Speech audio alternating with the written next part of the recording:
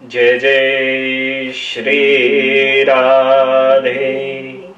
हरे कृष्ण कृष्ण कृष्ण हरे हरे, हरे राम राम राम हरे हरे। निताई गौर हरि बोल।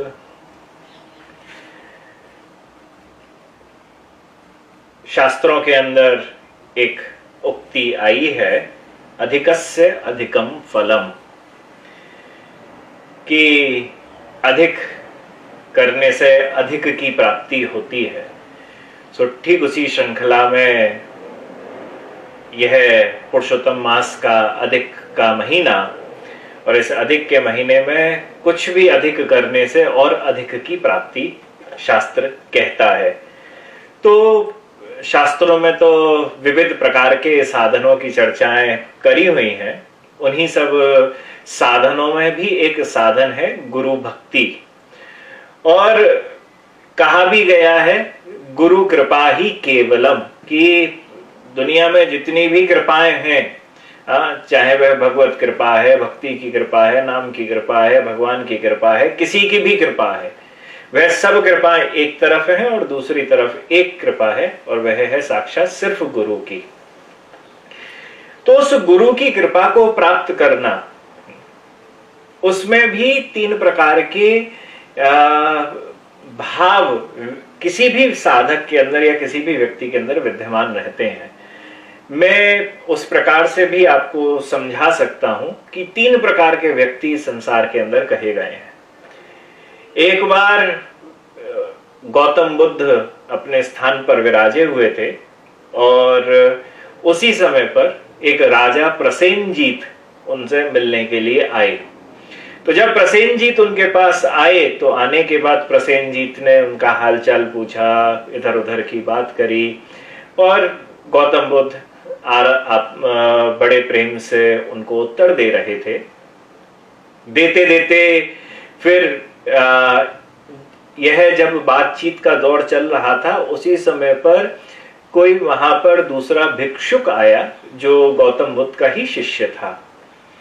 उसने बीच में आकर प्रणाम करा गौतम बुद्ध को, और आने के बाद बीच में संवाद के बीच में उस दखल को उसने जो दिया था, करा था, तो उसके लिए उसने क्षमा मांगी और कहा, हे बुद्ध, मैं क्षमा चाहता हूं कि मैं बीच में आया हूं, परंतु मेरा घर अभी थोड़ा दूर है, और अब रात्रि का समय हो चला है। तो फिर पिछले समय पर रात्रि में भिक्षुक एक जगह से दूसरी जगह पर यात्रा नहीं करा करते थे।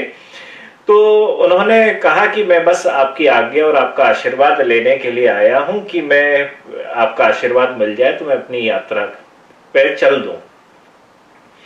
गौतम बुद्ध ने कहा, कोई परेशानी नहीं है, आशीर्वाद दिया। और आशीर्वाद देते देते उन्होंने पूछा कि मुझे एक प्रश्न पूछना है भिक्षु तुझसे। भिक्षुक ने कहा, महाराज आप कुछ भी पूछ सकते हैं। बोले, तेरी आयु कितनी है? तेरी आयु कितनी है? तो भिक्षुक बोला, महाराज मेरी आयु 4 वर्ष है। और सत्यता में उसकी आयु 75 वर्ष की थी। तो 4 वर्ष कहा, तो 4 वर्ष कह के गौतम बुद्ध बोले, बहुत बढ़िया, प्रणाम करा, और प्रणाम करके भिक्षुक चला गया। राजा प्रसेनजीत जो बैठा हुआ था, उसके दिमाग में ये लगा, ये 75-80 साल का वृद्ध है और इसने अपनी आयु 4 वर्ष क्यों कही है। अब पेट में दर्द होने लगे, बार बार समझ में नहीं आया कि ये 4 वर्ष इसने कैसे कही। तो जब वह चला गया, तो जाने के बाद यहां पर बड़े प्रेम से प्रसेनजीत ने कहा, हे बुद्ध, मुझे आपसे प्रश्न है। बोले, क्या प्रश्न है? बोले, यह जो व्यक्ति गया है, यह व्यक्ति की आयु जो है वह तो 75-80 साल के आसपास लगती थी, परंतु यह आयु अब इसने 4 वर्ष क्यों बताई? तब गौतम बुद्ध बोले कि ये प्रश्न ही जो मैंने पूछा था उससे, वह इस वजह से पूछा था क्योंकि तू मेरा समय खराब कर रहा था। तू जब से आया हुआ था तब से आप बीती, घर की बीती, समाज की बीती, राजनीति, इधर उधर की बात कर रहा था।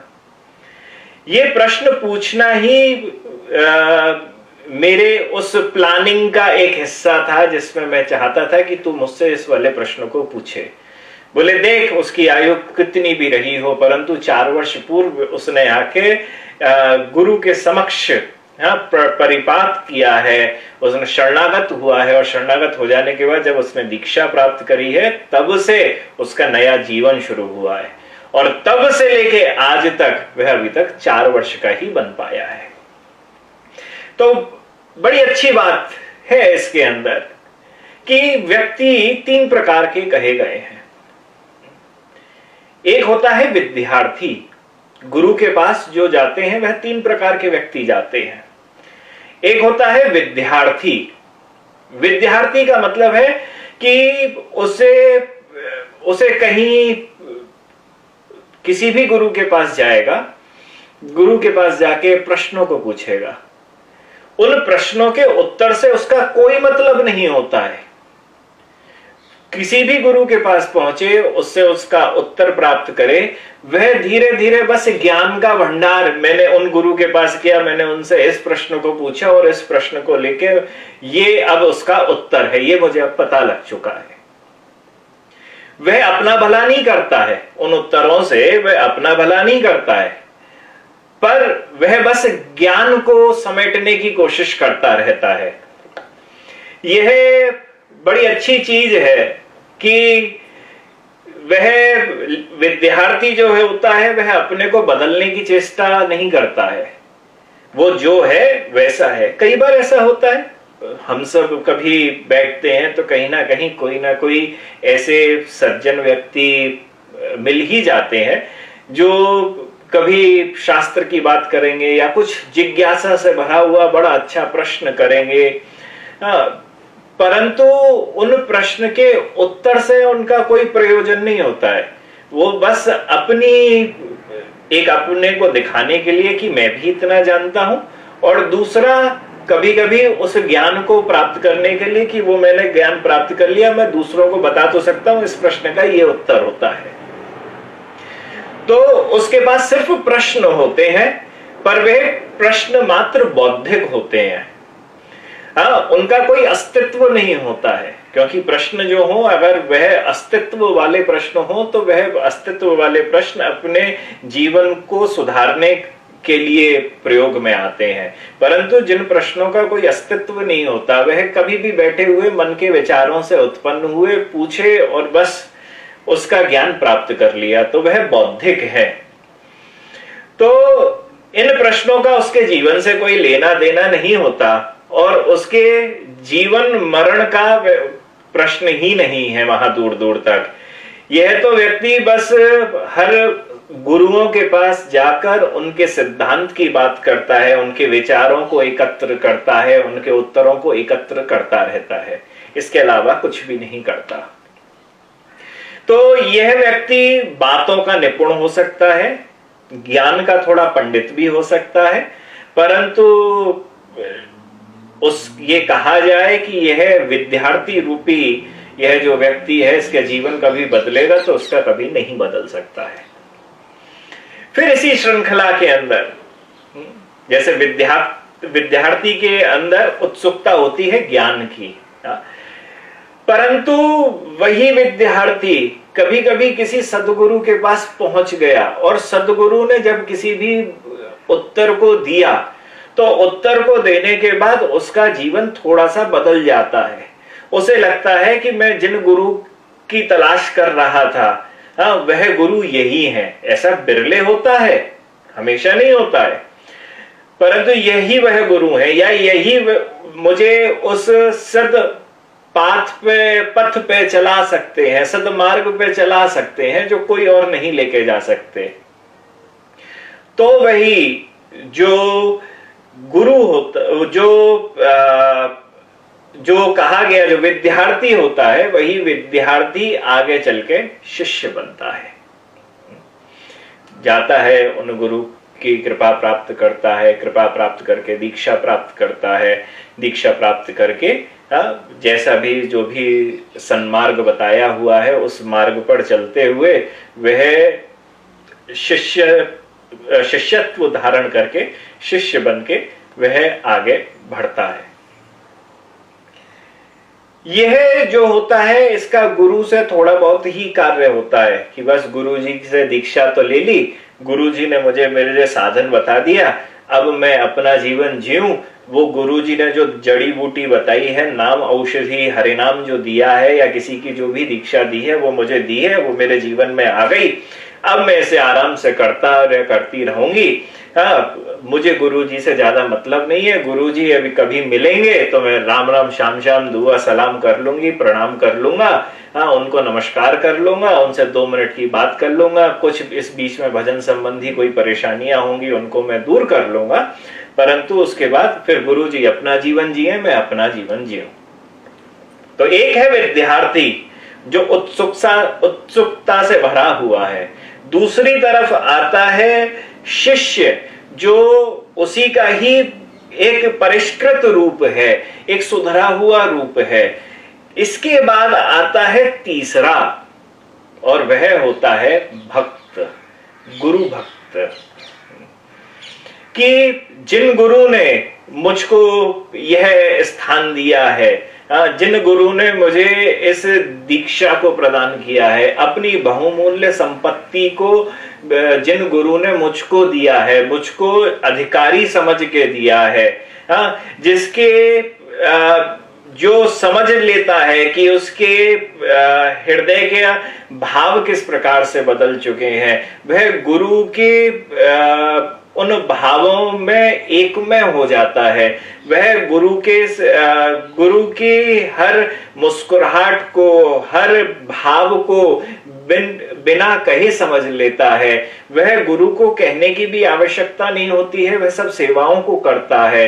वह समझता करता है कि उसके जीवन की सबसे बड़ी घटना हुई है कि वह गुरु की ऊर्जा, गुरु का प्रकाश, गुरु का प्रेम, गुरु का मुस्कुराना, गुरु के भावों को जब वह जब एक एक पल को गुरु के एक एक पल को स्वयं जीता है तो वह गुरु का भक्त बन जाता है। वह जब गुरु का भक्त बनता है ना तो उसकी उपस्थिति वह जानता है कि मेरे गुरु यहाँ पर हैं, तो उनकी उपस्थिति मात्र से ही मैं पोषित हो रहा हूं, मुझे कुछ और करने की आवश्यकता नहीं है। ऐसे बहुत संत हैं या महात्माओं के, भक्तों के चरित्र हुए हैं जिन्होंने कभी जीवन में कभी कुछ नहीं करा। जैसे हरिभक्त वो भक्तमाल के रचयिता श्री नाभादास जी, उन्होंने जीवन में अगर गुरु भक्ति के अलावा कुछ नहीं करा। क्यों? क्योंकि उनको मालूम था कि मेरे गुरु हैं और उन गुरु के भाव से ही, उन गुरु का सानिध्य प्राप्त करके, उन गुरु का ही सिर्फ मैं संग करूं, उन गुरु की मैं सेवा करूं, उन गुरु के मुस्कुराने से, उन गुरु की दृष्टि मात्र से, उन गुरु के प्रकाश से, उन गुरु के प्रेम से, उन गुरु की ऊर्जा से ही मेरी भक्ति अपने आप पोषित हो जाएगी। ये भाव को अगर वह धारण कर लेता है, उसे किसी भी दूसरी वस्तु की आवश्यकता नहीं होती है। क्यों? क्योंकि वह गुरु भक्त बन चुका है। और उसी गुरु भक्त को, जिसे मालूम है कि मेरा साधन भी कहीं ना कहीं अपूर्ण है, परंतु मेरे द्वारा दी हुई, गुरु को करी हुई जो सेवा है वही एकमात्र मुझे मेरे प्रिया प्रियतम से मिलवाएगी, मेरे प्रिया प्रियतम के पास लेके जाएगी। वही एकमात्र गुरु भक्त होता है जिसको गुरु की कृपा पूर्ण रूप से प्राप्त होती है।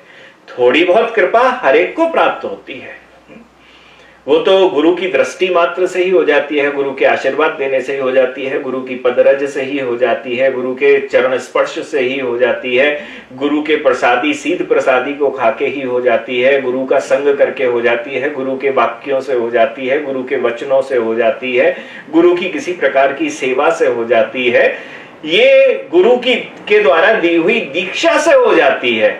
ये सब तो सब छोटी छोटी वस्तुएं हैं, ये छोटी छोटी कृपाएं हैं, परंतु जिस कृपा की हम चर्चा कर रहे हैं, गुरु कृपा, गुरु कृपा ही केवलम, इसके अलावा और कुछ भी नहीं, वह गुरु कृपा प्राप्त होती है जब शिष्य गुरु के भाव में एकमय हो जाता है। हम सब प्रयास करते हैं ना कि हम भगवान से एकमय कैसे हों, भगवान में हमारी तन्मयता भक्ति कैसे जागृत हो। जैसे गोपियां थी, जब भगवान को ढूंढ रही थी तो रास में जाते जाते इतनी तन्मय हो गई कि उन्हें होश ही नहीं रहा कि वह कब भगवत लीला स्वयं कर रही है। कोई दावा न लगनी का पान करने में लगी है, कोई कालिया का मर्दन कर रही है, कोई गोवर्धन को उठाने का प्रयास कर रही है, कोई बांसुरी का वादन कर रही है। तो यह तन्मयता है, वह एकमयता है, वह एक। तो उस एकमयता का अगर जब शिष्य जीता है, जहां वह जानता है कि मेरे पास गुरु के द्वारा दिया हुआ मंत्र है और मैं उस मंत्र को करूं, उसके अलावा मुझे कुछ नहीं समझ में आता, तो मैं मालिनी क्या कर सकता हूं। अब मुझे कृष्ण समझ में नहीं आते, बड़े बड़े शास्त्र समझ में नहीं आते, बड़ी बड़ी कथाएं समझ में नहीं आती, तो हमारे यहाँ के आचार्यों ने कहा है कोई परेशानी नहीं, अपनी भक्ति को सिर्फ गुरु को दो। तुम्हें कृष्ण के दर्शन नहीं हो रहे, कोई परेशानी नहीं है, अपने गुरु के दर्शन तो हो रहे हैं। तुम्हें श्री राधा रानी के दर्शन नहीं हो रहे, कोई परेशानी नहीं। तुम्हें अष्ट सखियों के दर्शन नहीं हो रहे, कोई परेशानी नहीं, गुरु के दर्शन तो हो रहे हैं। सेवाएं तो गुरु के द्वारा ही तो आगे जाएंगी, गुरु परंपरा के आधार पर ही तो एक के बाद दूसरे गुरु के, उसके बाद तीसरे गुरु और चतुर्थ गुरु, उसके बाद ही तो आगे चलती चली जाएंगी। बोले तो सेवाएं सिर्फ गुरु को दो। मानसी भी कर, मानसी में करते हुए भगवान के दर्शन नहीं हो पा रहे हैं, लीलाओं में समझ में नहीं आ पा रहा है, ये नित्य वृंदावन की हर छोटी छोटी वस्तु का विस्तार मेरे जीवन में बिल्कुल भी मुझको नहीं प्राप्त हो पा रहा है, मैं उसकी कल्पना भी नहीं कर सकता हूं कि नित्य वृंदावन दिखता कैसा है। कोई परेशानी नहीं, गुरु तो मालूम है कैसे दिखते हैं। उन गुरु को ही, ये लीजिए गुरुदेव, ये ठाकुर जी के लिए माला है, ये लीजिए गुरुदेव, यह राधा रानी के लिए माला है। गुरुदेव स्वयं आगे आपको जिसको देनी है उस माला को दिलवा देंगे, कुछ देने करवाने की जरूरत नहीं है। और वही गुरु की भक्ति, शास्त्र कहता है गुरु भावः परम तीर्थम अन्य तीर्थम निरर्थकम सर्व तीर्थमयम देवी श्री गुरु चरणाम्बुजम, कि गुरु भक्ति ही सबसे श्रेष्ठ तीर्थ है, अन्य तीर्थ निरर्थक है। हे देवी, हे पार्वती, गुरुदेव के चरण कमल ही सर्व तीर्थ में है। तो वैसा गुरु भक्त बनना, हम भगवान को की प्राप्ति का प्रयास इस अधिक के महीने में कर रहे हैं, परंतु अधिकस्य अधिकम फलम, जिस समय हमें गुरु की भक्ति प्राप्त हो जाए और उसी की गुरु की भक्ति को प्राप्त करने का ही हम प्रयास इस अधिक के महीने में करें, मैं आपको सत्य कहता हूं वह समय दूर नहीं होगा जब आपको भगवान श्री राधा कृष्ण का साक्षात्कार स्वयं हो जाए। यही बात भी बड़ी जरूरी है कि जब गुरु होते हैं तो उन गुरु का एक अपना प्रोटोकॉल होता है, वह किस स्थान पे वह बैठते हैं, कैसे उनसे बात करी जाती है, क्या प्रश्नों को पूछा जाता है, वह सब जो है उसमें छोटी छोटी चीजें देखनी बड़ी जरूरी होती हैं। भाई ये है ना कि डॉक्टर अपनी डॉक्टरी अस्पताल या अपने क्लिनिक पे जिस प्रकार से कर सकता है वह दूसरे के घर पे नहीं कर सकता है। ठीक उसी प्रकार से, क्योंकि वह छोटी छोटी वस्तुएं जो उसके क्लिनिक पर हैं, उसके स्थान पर है, वह हर जगह पे उपलब्ध नहीं होती करती हैं। ठीक उसी प्रकार से जब भी कोई विद्यार्थी हो, जो कोई भी शिष्य हो, वह विद्यार्थी है तो वह अनावश्यक ही एक स्थान से दूसरे स्थान पर घूमता रहेगा, एक गुरुओं से दूसरे गुरु के पास जाता रहेगा, एक धर्म ग्रंथ को पढ़ के दूसरे धर्म ग्रंथ को पढ़ेगा और बाह्य ज्ञान बहुत इकट्ठा कर लेगा।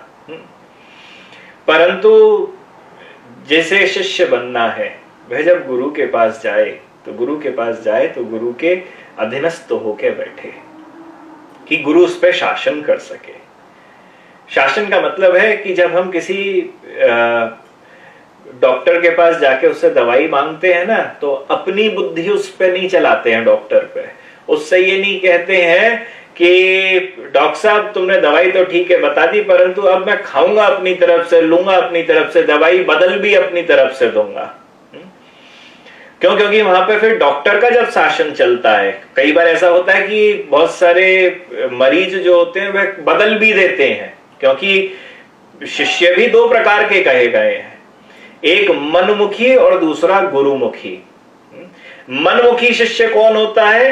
वह ये होता है कि गुरुजी उससे कह के थक जाए कि तुझे ये वाला काम करना है, ऐसे काम करना है, ऐसे तुझे साधना करनी है, इतने बार मंत्र करना है, मानसी को इस प्रकार से करना है, हाँ ठाकुर जी की उपासना में इन इन विधियों का ही प्रयोग तुमको करना है, ठाकुर जी को इस प्रकार से लाड़ लड़ाना है, ये बता दिया गुरु जी के द्वारा। परंतु मनमुखी क्या करेगा? गुरु जी ठीक है, आपने अपनी बात कह दी, वो अपने पास रखो, मेरा तो जैसा मन होएगा मैं तो वैसा करूंगा। गुरुजी ने कही कि एक ही रोटी खाना तुम्हारे लिए अच्छी होगी, परंतु वो करे गुरुजी तुम्हें क्या मालूम, मुझे तो भूख तो 4 रोटी की है, मैं तो 4 खाऊंगा। गुरु ने तो इसी प्रकार से, डॉक्टर ने बोली है कि भाई तुझे एक ही रोटी खानी है, दूध के संग खानी है, परंतु घर पे बैठा हुआ व्यक्ति कर रहा है अरे कोई नहीं, दूध में जरा च्यवनप्राश डाल दो थोड़ा सा, और थोड़ा सा इधर काजू बादाम भी ले आओ और उसे लेके खूब बढ़िया तरीके से खाओ, दूध ही तो बोला है, थोड़ा सा हम अपनी तरफ से डाल सकते हैं। तो जैसे कभी ऐसा होता है कि बहुत सारे ऐसे मरीज सही नहीं होते हैं, क्योंकि मनमुखी है। ठीक उसी प्रकार से जब गुरु से भी दीक्षाएं प्राप्त होती हैं, तो गुरु से दीक्षा प्राप्त होने के पास एक मनमुखी शिष्य होता है, जो गुरु उससे कहे कि इस हिसाब से ही चलना है, जिस प्रकार का मैंने आपको संकल्प दे रखा है, जिस प्रकार से मैंने आपको आदेश दे रखा है, ठीक उसी प्रकार से पालन करते हुए ही आपको आगे बढ़ना है।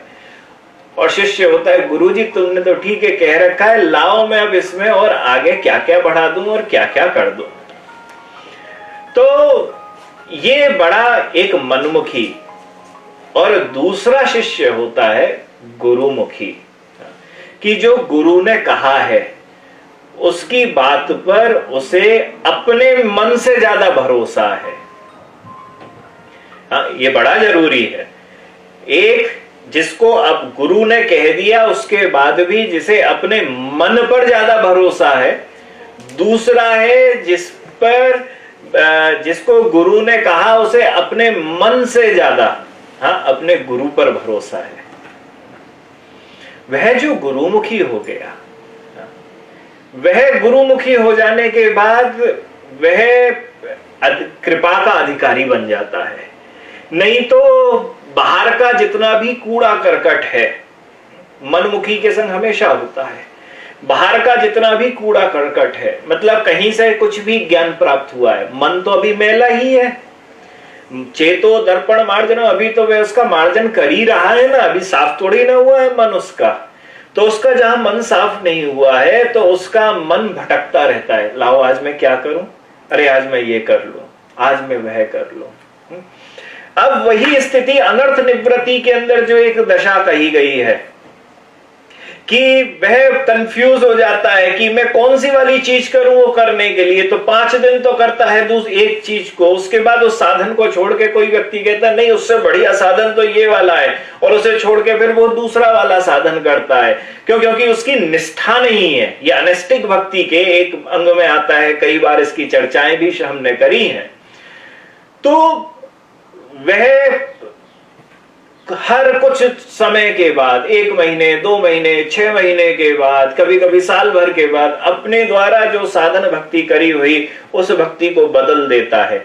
मनमुखी है ना, कहीं से कूड़ा करकट इकट्ठा हुआ, ये कूड़ा करकट कहा जा रहा है। मैं सत्य बताऊं, वह जाता तो गुरुओं के पास है और गुरुओं के पास जाके गुरुओं का वह उसने ज्ञान प्राप्त करा, परंतु वह उसके अंतर तत्व को, उसकी ना वह अपनी दशा को समझ पाया, ना गुरु के उपदेश को समझ पाया, ना वह अपनी स्थिति को समझ पाया। तो वह उसका जीवन बस बाह्य ज्ञान को प्राप्त करके अपने आप को मनमुखी बनाकर कूड़ा करकट प्राप्त करने का होता करता है।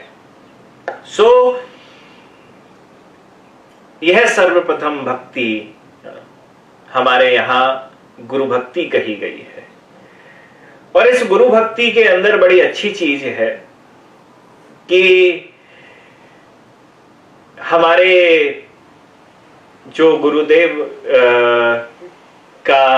को प्रसन्न करने का जो हमारे यहाँ अष्टकम है, अष्टकम का मतलब है 8 श्लोक। तो 8 श्लोक और 9वां श्लोक होता है उसके अंदर उसका महात्म्य, कि उस गुरु के अष्टक को करने से हमको किस चीज की प्राप्ति होती है। तो वही जो श्रृंखला है कि हम अगर विद्यार्थी हैं तो पहले शिष्य बने, मनमुखी हैं तो गुरुमुखी बने, अगर हम शिष्य हैं तो हम गुरु भक्त बने।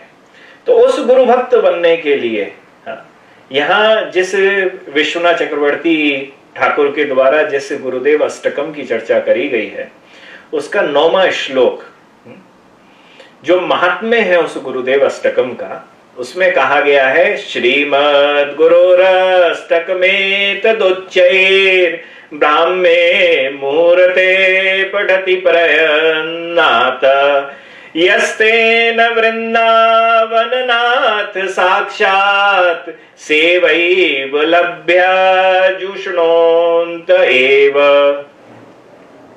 सेवैव लभ्य जनुषोन्त एव। कि श्रीमद् गुरोरष्टक मेतत् उच्चैः, कि यह जो गुरुदेव का अष्टक है, 8 श्लोक है, इनको उच्च मतलब तेज बोलते हुए, उच्च स्वर से बोलते हुए इसको करना चाहिए। कब करना चाहिए? ब्राह्मे मुहूर्ते पठति प्रयन्नात्। कब करना चाहिए? ब्रह्म मुहूर्त में करना चाहिए। ब्रह्म मुहूर्त में क्यों करना चाहिए? वह इस कारण से करना चाहिए कि सुबह उठते ही 50 जब घर के कार्य, समाज के कार्य, अपने कार्य याद आ जाते हैं तो व्यक्ति भूल जाता है कि वह कृष्ण का दास है। तो सुबह उठते ही वह उसके जीवन में संसार का, काल का जैसे ही आक्रमण होता है, अरे सुबह उठ गए ऑफिस जाना है, अरे सुबह उठ गई ये वाला काम करना है, तब यह जब सुबह चलता है तो वह यह भूल जाता है कि कृष्ण का दास है। उसके वह अपने परिवार के प्रति उसकी जो जिम्मेदारियां होती हैं, उन सब जिम्मेदारियों की इतनी याद रहती है कि वह यह उसके दिमाग से चला जाता है कि मेरा सर्वप्रथम धर्म जो है, सर्वप्रथम सुबह उठते ही जो कार्य है या मेरे दिन भर का जो कार्य है वह कृष्ण केंद्रित ही रहना चाहिए। तो ये कृष्ण केंद्रित कैसे हो? तो उसके लिए बताया गया है कि सुबह उठते ही अपने गुरुदेव को याद करे। अपने गुरुदेव को याद करेगा तो गुरुदेव के द्वारा दिया हुआ दीक्षा मंत्र याद आएगा, गुरुदेव के द्वारा दिए हुए भगवान श्री राधा रमन लाल याद आएंगे, गुरुदेव के द्वारा दिए हुए उसे रसोपासना याद आएगी, गुरुदेव के द्वारा उसे जिस बात का बोध करा रखा है कि तू भगवान श्री कृष्ण का नित्य दास है, यह उसको बोध होगा। और जब उसको बोध होगा तो उसे दिन भर जिन कार्यों को करना है, वह कृष्ण या भक्ति पे ही केंद्रित अपने आप हो जाएंगे। तो ब्राह्मणे मुहूर्ते पठति प्रयत्नात्, ये प्रयत्न करो, ये नहीं कर रहे कि करना ही करना है, प्रयत्न करो। क्योंकि सुबह के समय उठते ही इस गुरुदेव अष्टक को करने से मेरे दिन भर मुझे याद रही, ये ध्यान रहेगा कि मैं श्री कृष्ण का दास हूं। और यही जीवन का सबसे बड़ा मैं अगर कहूं माया का प्रकोप मेरे ऊपर यह है कि मैं ये भूल जाता हूं कि मैं कृष्ण का दास हूं। भाई व्यक्ति कैसे समझे कि मेरे ऊपर कृष्ण की कृपा चल रही है कि माया की कृपा चल रही है? वह अपने आप ही अपना स्वयं जरा अंतःकरण को मैं यह झांक कर स्वयं देख ले कि दिन भर में उसे कितनी बार याद आता है कि वह श्री कृष्ण का दास है, अपने गुरु का दास है, और कितने समय उसे यह याद आता है कि वह माया का है। यह याद आता है कि उसका नाम ये फला फला है, वह यहां रहता है, उसके दिन भर के कार्य यह है। उसे ये याद कितना आता है, और उसे ये याद कितना आता है कि अरे मैं तो कृष्ण का ही दास हूं, अरे मेरा नाम तो यह है, मेरा नाम तो गोविंद दास है, कृष्ण दास है। ये कितना याद आता है। जितना याद उसे अपना वह नाम आएगा जो गुरु के द्वारा दिया हुआ है, वह माया को काटने का उपाय है। वह उसके ऊपर उतनी ही कृपा धीरे धीरे होने लगी है, उसके ऊपर थोड़ा बोध हो रहा है, माया उससे दूर जा रही है। और जितना उसे याद आएगा कि मेरा नाम तो यह है, मेरा नाम तो वो है, मेरे माता पिता ने मुझे यह नाम दिया, ये करा, इसका मतलब अभी भी माया लगी हुई है। गुरुदेव ने बोल रखा है तू कृष्ण का दास है, परंतु उसके बाद भी उस सत्यता को तूने अब तक नहीं अपनाया है। और माता पिता ने तुझे किसी के कोई अच्छा नाम जो पसंद आया वो उठा के तुझे दे दिया, वो तुझे सत्य लगने लगा। भाई ये नाम मेरा थोड़ा ही ना था, परंतु किसी ने उठाया, किसी को पसंद आया भाई। और सत्यता में देखें तो भारत के अंदर तो अकेले माता पिता तो अब चूज करने लगे नाम। पहले तो दादा दादी, फूफी, चाची, चाचा, ताऊ, ताई, जिसे जो समझ में आ जाता था और जो ज्यादा बोलता था उसी नाम से ही फिर सब जगत जानना शुरू कर देता था। और उस नाम को वह सत्य समझ लेता है, उस नाम को वह सत्य समझ लेता है। और जब गुरु उसे जीवन देता है, तब जीवन देने के बाद उसे एक नाम देता है, और नाम देते हुए कहता है कि जीवेर स्वरूप होए कृष्ण नित्य दास। ध्यान रख इस बात को, और उस बात को सत्य है परंतु अपने जीवन में नहीं लेके आ पाता। जब तक नहीं लाता है उसके ऊपर कृपा नहीं है, उसके ऊपर माया है अभी भी चढ़ी हुई। क्योंकि कृष्ण गुरु की कृपा मिल जाए उसके लिए उसका साधन सर्वप्रथम यह है कि वह अपने आप को कृष्ण का दास मान ले। तो श्रीमद् गुरुराष्टक में तदुच्चये ब्राह्मे मुहूर्ते पठति प्रयत्नात् यस्तेन वृंदावननाथ साक्षात्। अब क्या होगा? सुबह के समय ब्रह्म मुहूर्त के अंदर आप इस उच्च स्वर से इसका पाठ करेंगे। तो क्या होगा? सेवैव लभ्या जनुषोऽन्त एव। जनु माने जन्म, जनुषोऽन्त माने जीवन का अंत। आपके जन्म का जब अंत होगा, आपके शरीर का जब अंत होगा, जब आपकी आत्मा आपके शरीर से जाएगी, जब आपकी आत्मा आपके शरीर से जाएगी, जनुषोंत मतलब अब आपका शरीर शांत हो चुका है, आत्मा की अपनी यात्रा शुरू हो चुकी है, तब क्या होना है? तब कहा गया यस्तेन वृंदावन नाथ साक्षात। वह जो वृंदावन नाथ है ना, भगवान श्री प्रियालाल जी, श्री राधा रमन लाल, सेवैव लभ्या जनुषोऽन्त एव। क्या मिलेगा मरने के बाद? क्या करने की जरूरत है? आप मरते ही सबसे पहले नहीं, पहले तो गुरु भक्त, क्योंकि कई बार ऐसा हुआ, कई साधक को सबसे पहली चीज सोचनी चाहिए, ये बड़ा जरूरी है। और शास्त्रों में बहुत जगह पर भी इसका वर्णन भी करा हुआ है। साधक रूपेण सिद्ध रूपेण, महाराज दो प्रकार की अवस्थाएं साधक की कही गई हैं। एक साधक की व्यवस्था मतलब बाहर की जितनी भी सेवाएं हैं उन सब सेवाओं को करना। दूसरी सेवा कही गई है सिद्ध अवस्था में, मतलब मानसी सेवा। कई बार ऐसा होता है कि कोई व्यक्ति सोचे कि मानसी सेवा ही मानसी सेवा करनी है और वह साधक की जो सेवाएं हैं उसको छोड़ दे। नहीं, कोई ये सोचे कि साधक ही साधक की सेवा करनी है और सिद्ध की सेवाओं को छोड़ दे, सिद्ध अवस्था की मानसी सेवाओं को छोड़ दे। नहीं, दोनों सेवाएं चलेंगी। ये ठीक उसी प्रकार से है कि एक है साधक, हाँ, और एक उस साधक का एक क्यों समझ सकते हैं, एक है सेवा और एक है सेव्य।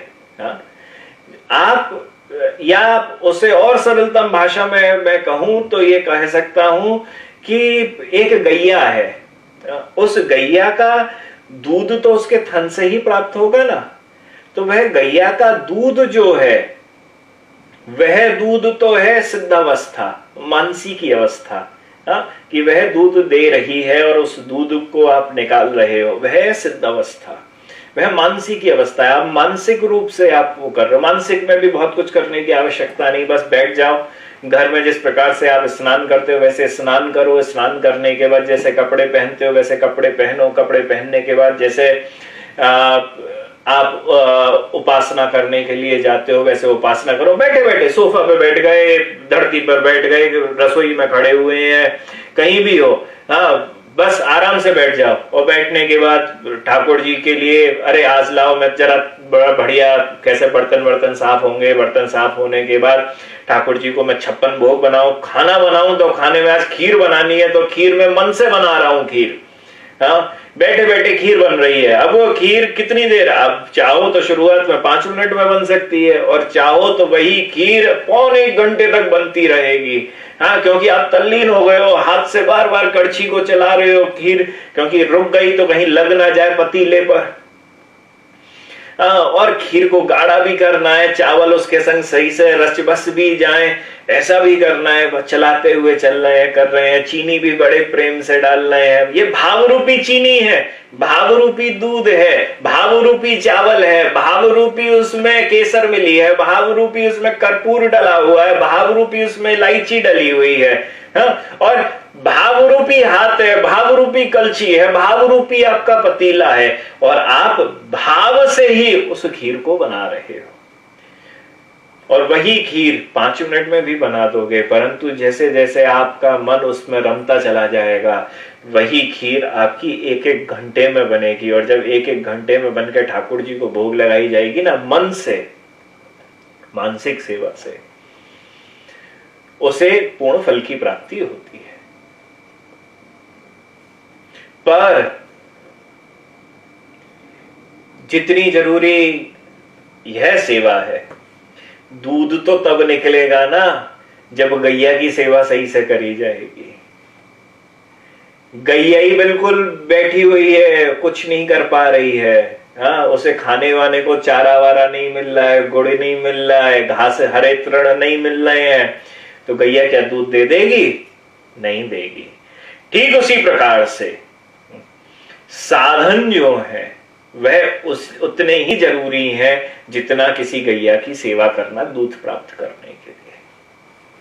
चाहे वह सत्संग हो, चाहे वह एकादशी का व्रत हो, चाहे वह नाम जप हो, श्रीमद् भागवत का पाठ हो, कथा का श्रवण हो, संतों का संग हो, परिक्रमा आदि हो, धाम का वास हो, पूजाएं हो, वह सब उतनी ही जरूरी है जितना हमारे जीवन के अंदर मानसी सेवा को करना। पर अगर किसी को सेवा नहीं प्राप्त हो पा रही, भाई मानसी सेवा तो बिरलों को प्राप्त होती है। भाई उस स्थिति तक कहां पहुंच पाते कि हमारा मन बिल्कुल रम जाए, कहां होता। हम तो हरे नाम का को ही एकमात्र आधार मानकर, गुरु भक्ति को ही एकमात्र आधार मानकर हम अपना जीवन जी रहे हैं। तो ऐसे बहुत हैं, में बहुत कम है जिनको मानसी से सिद्धता, सिद्ध अवस्था की प्राप्ति हो चुकी है। बहुत कम, चुनिंदा गिन सकते हैं हाँ, कि इतने लोग हैं, इतने ही साधु महात्मा हैं जिनको सिद्ध अवस्था की प्राप्ति हो चुकी है। दूसरों को तो अभी सिद्ध अवस्था की प्राप्ति नहीं हुई, परंतु जाना तो हमको वृंदावन ही है, नित्य धाम वृंदावन है। और वहां पे भी नित्य धाम वृंदावन में जाके मुझको सेवा ही प्राप्त करनी है और कुछ प्राप्त नहीं करना। सिर्फ मिले तो मुझे सेवा मिले, सेवा मिल जाएगी तो उससे भाई सेवा का सुख जो है ना, लाडली लाल की सेवा का सुख जो है, उससे बड़ा सुख क्या होगा।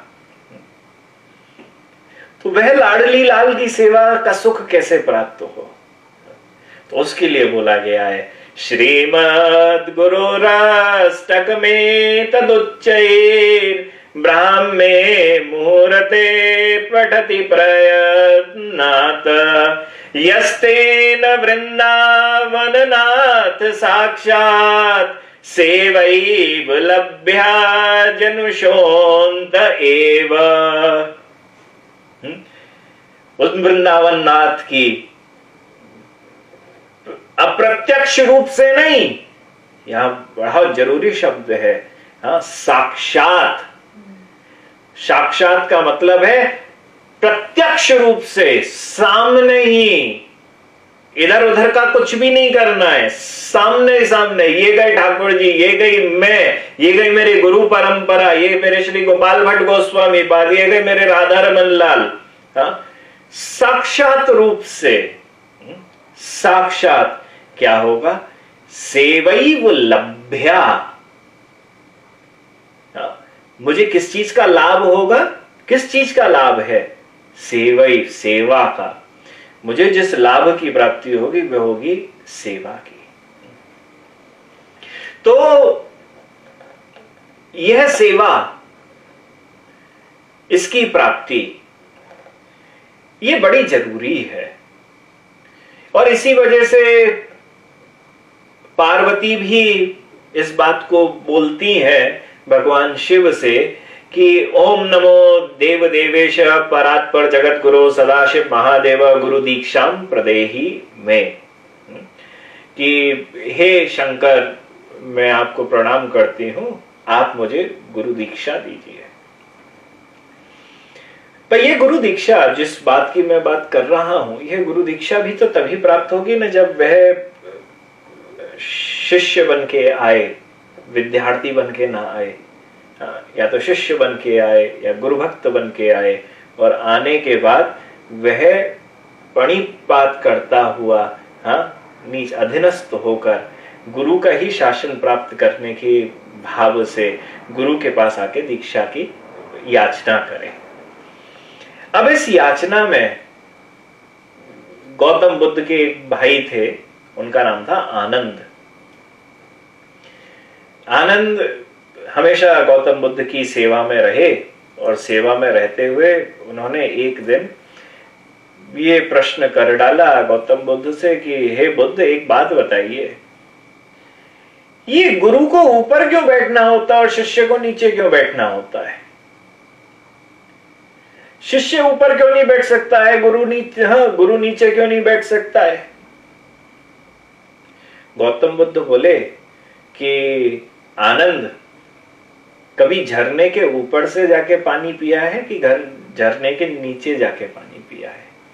कहां से पानी पीना सही होता है? जब झरने के पास गए तो झरने के ऊपर चढ़ जाओगे तो पानी पी पाओगे, कि झरने के नीचे जब चले जाओगे तो पानी पी सकते हो?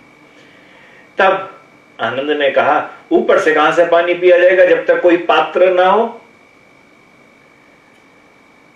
और नीचे से तो अपने आप सरलतम रूप से प्राप्त हो जाएगा। तब गौतम बुद्ध बोले, ठीक उसी प्रकार से गुरु रूपी यह झरना है जिससे रस गंगा का प्रवाह होता है, और उस रस गंगा के प्रवाह में अगर तुम्हें भीगना है, उसमें स्नान करना है, उसी में ही ओतप्रोत होना है, उसी को पीना है, तो नीचे ही बैठना पड़ेगा। ये प्रोटोकॉल है। तो ठीक उसी प्रकार से गीता के अंदर भी पणिपाते न, महाराज भगवान कृष्ण ने भी कह दिया, अर्जुन मुझसे अगर तुझे अब शिक्षा चाहिए। अर्जुन ने विद्यार्थी बना था, प्रथम अध्याय के अंदर विद्यार्थी बना है। कृष्ण उत्तर देते हैं और वह उत्तरों के प्रति उत्तर दे देता है अर्जुन। हाँ, वहां पे विद्यार्थी बना है। दूसरे अध्याय में पहुंचे हो तो दूसरे अध्याय के अंदर जाके शिष्यत्व धारण करा है। वो भी शिष्यत्व तब धारण करा जब भगवान बोले पणिपाते न, मेरे पास अगर तू है, मुझसे और बात करना चाहता है तो पहले मेरा शिष्य बन जा। तब उसने शिष्यता ग्रहण करी। और यह सब करने के बाद जब आखिरी अध्याय आया है, सर्वधर्म परित्यज्य, वहां पे जाके गुरु भक्ति प्राप्त करी। उससे पहले गुरु भक्ति प्राप्त नहीं करी अर्जुन ने। आखिरी में जाके जब बिल्कुल उसकी अकल ठिकाने लग चुकी है, अरे कृष्ण से बड़ा और कुछ भी नहीं है, कृष्ण उसके गुरु हैं। और वही अर्जुन की तीन अवस्थाएं हैं। विद्यार्थी की भी अवस्था है, शिष्य की अवस्था भी है, और उसके बाद गुरु भक्ति की भी अवस्था है। सो ठीक उसी प्रकार से गुरु दीक्षा यहां पर सर्वप्रथम है कि गुरु की यह गुरु रस्तक करने मात्र से ही, बोल के ही नहीं करना है, इसको अपने जीवन में जीना है। तो उसे जीने के लिए सर्वप्रथम आवश्यकता होती है गुरु दीक्षा की। तो अब यह गुरु दीक्षा क्या होती है, यह गुरु दीक्षा लेनी भी चाहिए कि नहीं लेनी चाहिए, इसको लेने से क्या मिलेगा और क्या नहीं मिलेगा, और बिना लिए क्या होता है और लेके क्या होगा, इन सब की चर्चा अब हम कल करेंगे। राधे राधे।